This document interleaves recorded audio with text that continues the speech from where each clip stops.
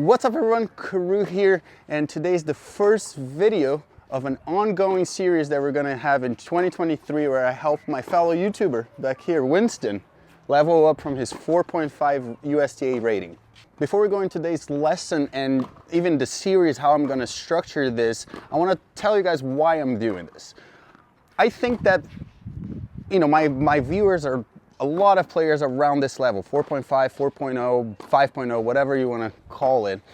And I think a lot of people struggle once they get into that level, like to level up. Like, you know your strokes, you kind of know what you have to do on court, but now what? How do you improve from here? So as we progress through this series with Winston, hopefully you guys can also, you know, find a little bit of inspiration on how you can actually take your game to the next level. Obviously, not everyone plays like him, has the same abilities as him, but we want to maximize what we do on court, right? So as we go along here with Winston's journey, trying to get his game to the next level, my plan is with the series throughout the year, throughout hopefully, you know, maybe many years maybe, is to give him a few specific things so he can really focus on for some time, because we're not going to be doing this every week. I'm going to give him this like 2 or 3 very specific things for him to think about, work on every time he's on the court, and then we'll check on his progression on the following videos and then move on to the next thing once I feel like he got it, you know what I mean? Once I feel like it's really second nature to him, he's not really thinking about those specifics, and we can move on to the next phase of leveling him up. So that brings us to today's lesson, where we're gonna work on today. Now, I've read the comments on his matches, I've watched plenty of his matches as well. I know everyone is eager to get him to serve a little bit better, hit his backhand a little bit better, and that's something that we're gonna work on eventually. He's gonna need a little more time. But today's video, today's lesson, we are focusing on maximizing what he's already naturally good at.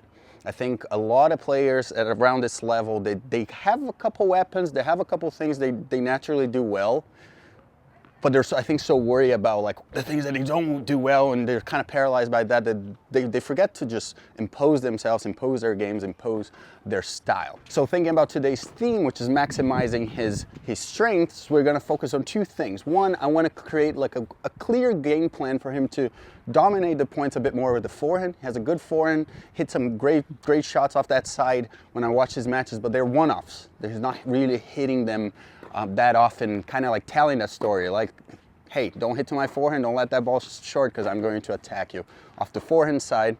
And number 2, he's young, he's fit, he can move well, and he moves well around the court, especially for his level. I think a lot of people struggle with movement. He doesn't, but we need to iron out a little bit the movement. So those are really the 2 things. If he can move a little bit better and hit his forehand a bit better, and you know, put his opponents in that sort of pressure situations, utilizing what he's already good at, I feel like he can easily level. All right, so I already explained to Winston here. What's up, Winston? What we're gonna do today, kind of focusing a little bit on footwork, a little bit on his forehand, nothing crazy. Before that, I actually have one more thing. Here, Winston, it's a pair of long socks.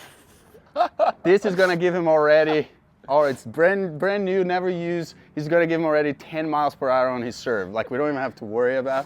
So we got a pair of long socks, because don't even bother showing up for the next lesson if you're wearing those. All right. Yeah, I know people hate the long. I get a lot of comments on wearing no-show socks, and I don't really have long socks. So there you go. Karue. There you go. Thanks. And now he has the long socks. But his footwork, I mean, this guy's gonna move like Rafa now. But we're gonna start really with the footwork. I'll hold that for you.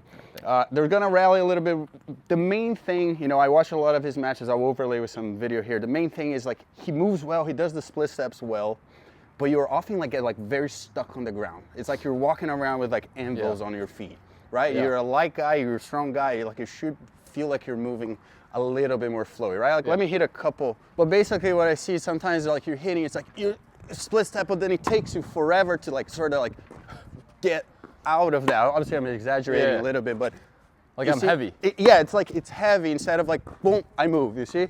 Boom, I move. Boom, I move, right? Like I land. The reason why we're landing on the split step, that we're doing the split step, is to get out of the split step very quickly, right? We land, we push, right? Because we immediately, so sometimes it can be timing. You might be like doing a bit too early, and then you don't know the direction yet, and then you're kind of stuck, Yeah. right? And sometimes a little bit late, but that's the main thing. I just want to feel like as you're doing it, let's hit a couple more as you're doing it, just feels a tiny bit, lighter, like, right? Every step has a little bit more purpose. Boom, and go, all right? So let's hit a couple here down the middle. If anything, you can move him around a tiny bit, right? And I just want you, it's more of a mindset thing. Okay. It's not necessarily like you're doing anything wrong. Yeah. You're just kind of like getting a bit stuck. And I think you can just flow a bit more. I can make more of an effort to like be right on top of the ball. Yeah. And make the quick movement. Yes, as soon exactly. as I know where it is. Just as soon as like because you got to land on your split step. Yeah. By the time you're landing, you should know the direction of the ball already. So if you're too early landing and the guy hasn't even hit yet, then you're just stuck on the ground, right? Yeah. So you got to make sure you're timing it so it's like you're kind of landing as the ball is leaving the rack. Yeah. Okay, so let's just try that. There we go. And before we continue, as you can see, I draw a lot of my inspiration for these videos from my lessons, from my time on court, because it's during that time that I see a lot of the mistakes players are making. So we made a free guide highlighting 3 of the major mistakes I see amateurs making, and obviously how to correct them. So if you're sick of losing points you deserve to win, go to top3mistakes.com and download our free guide.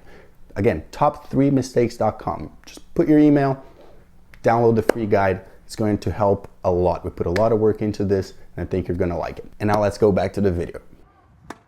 Moving a little bit more. Boom, good. There you go. See, that was a tiny bit early. Okay. And go, that's it. That's it. Now, that was good movement. There you go. Boom, that's it. See, that one kind of stuck on the ground a tiny bit. Boom, stay light, stay hoppy. Only really settle right as you're about to hit the ball. So you settle a bit too early. Move to the ball, move up to it, move up to it. What are you waiting for? Move up to it, move up to it. Good, there we go. Move up to it, move up to it. Good, that's a little bit better. Good. Just find the rhythm, just find, good. All right, stop. I've seen some of the matches, especially the ones you sent, you have time, right? You guys are not playing so big, so fast. Yeah. So you have time to actually kind of chill a bit. Yeah. And then really land that split step on the right time and then move. Try to land and not back up. I think you got time to like move forward too. Okay, let's do it. Oh, better.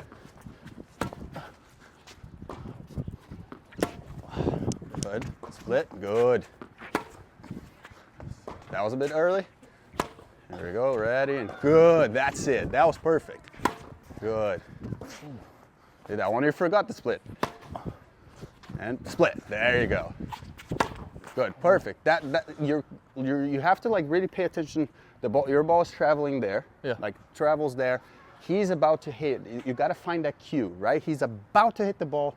That's when you're gonna go at it. Yeah. Right? Sometimes you're just going like he hasn't even like started his move to the ball. Yeah. And you already like kind of did this, and then you get stuck. And I saw that a lot when you were playing points. Henry, play some points. Just like first ball cross, play it out. Especially now when we're playing points, it's when I want you to like really feel the springiness of the split. And I think you kind of get to this position very quickly, which is not bad, but stay bouncy, whatever it is. Because like, for example, I go more one left, right, left, right, left, right. Yeah. But every once in a while I'll go like this, but you gotta really feel this. Yes, because it's a land and shift, right? We're gonna land and shift immediately to your target because you already know the target. Yeah. So instinctively you're gonna go, boom, boom. I think when I usually play, I don't think too much about it, and what happens is the split step kind of gets blended into the rest of the movement. Yes, exactly. And so I'm trying to make it a distinct split, then go in these points. Really feel like, I like to feel really my chest like kind of lifting. If I feel my chest actually getting a good lift, that means a good split. Okay. And remember, it's split and push, not split and then land and stay. Yeah. Right? It's land into a decision. Here we go. Go ahead, play some points. Go ahead. That was a tiny bit early still, but good split. That was it. That was it. See how now you're actually cutting the angles and having like more time, feeling like you don't have to like kind of back up to hit it. You're landing. Poof, yeah, the last one felt like I had more time to set up. But it's decisive. On top of it. Here we go. And go at it. Good. And good. Oh! You got fancy with that one. Nice. Up. Good. That's it. That was better. That was better. Still, like, sometimes you land and it's like you really get into your thighs. You know what I mean? Like, don't like really too get deep. so into, yeah. Okay. Don't need to be that deep, that low. You know what I mean? Like, you could just be a little bit more up here, right? Good wide base, but don't have to be so low. And it's hard to move like this, you know? Yeah. It's like good two and then load and pow, go at it. Okay.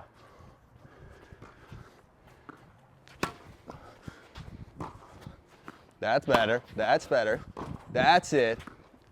Good. Keep focusing on that. Go. That's it. That's it. That looks smoother already. Like a lot of amateurs, like you guys are sometimes so focused on all the steps and hit and the cross step and all this stuff. The most important one is split stepping. It's like if you time this well, boom, because we can't always be in the middle of the court, right? Like you're gonna play a ball from the cross here, boom, and you're gonna have to recover a bit, but split. Like you're not in the center of the court. You're covering your cross a little bit more, right? Yeah. So sometimes we forget that we just have to split. As soon as the guy or girl is about to hit the ball, boom, split, right? And then just from that, just obviously react to the ball, make the decision on what you're gonna do to the ball. Here we go, couple more points. So just keep that going. There you go. It's gonna make you just faster. And then you can cover a lot more court, you can hit more forehands. That's it. Go and split. Great job. Great job. Good. That's great. Nice shot. That's great. So that's really it. You see, like, it wasn't like he's technically was doing things wrong. It was just the timing was a little bit off. And I see that a lot, you know, in lessons and stuff like that. He's very athletic. There's no reason why you couldn't cover the court better and more efficiently. And I think that's the thing. When I watch you play, it's like it feels like you're struggling to cover the court because a lot of the steps are just so heavy.